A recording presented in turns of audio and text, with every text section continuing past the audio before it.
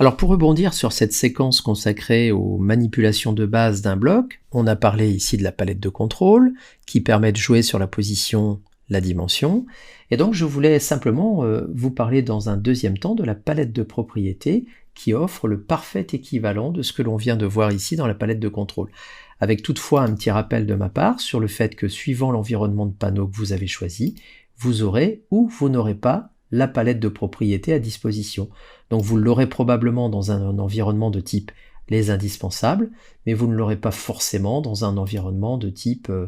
typographie par exemple, parce que vous n'aurez peut-être pas décidé de l'afficher à ce moment-là. Donc encore une fois, et quoi qu'il en soit, dans le menu fenêtre, notez que vous pouvez à tout moment réafficher cette palette de propriétés. Donc là, il se trouve qu'elle était un peu cachée derrière, mais vous l'avez à disposition. Donc vraiment, soyez rassurés sur ce point-là, la palette de propriétés, vous la retrouvez quand vous voulez ici, et vous l'avez par défaut dans l'environnement les indispensables. Alors une fois qu'on est d'accord sur cette parenthèse-là, eh bien,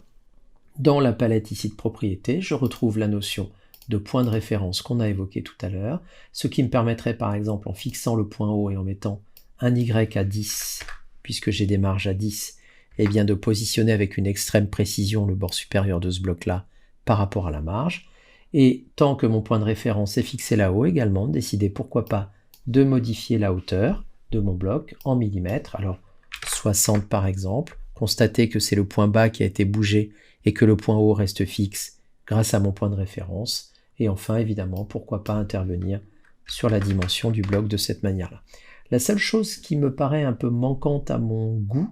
c'est que vous n'avez pas à disposition les petites flèches ici qui permettent de monter ou de descendre la valeur, ce qui est pourtant le cas dans la palette de contrôle.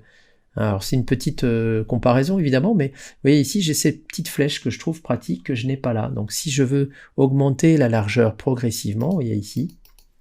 ou modifier la largeur ou la hauteur, je peux le faire avec les petites flèches qui sont ici. Ça me paraît pas mal parce qu'il y a ce côté progressif que j'ai peut-être pas ici. Voilà, bon, ça se discute. Encore est-il possible d'intervenir ici au point par point et valider, mais voilà, c'est une petite parenthèse. Donc, dans la palette des propriétés, si on se limite aux transformations, positions, dimensions, on a l'équivalent aussi bien dans la palette de contrôle que dans la palette de propriétés. C'est à vous de choisir ce qui vous arrange.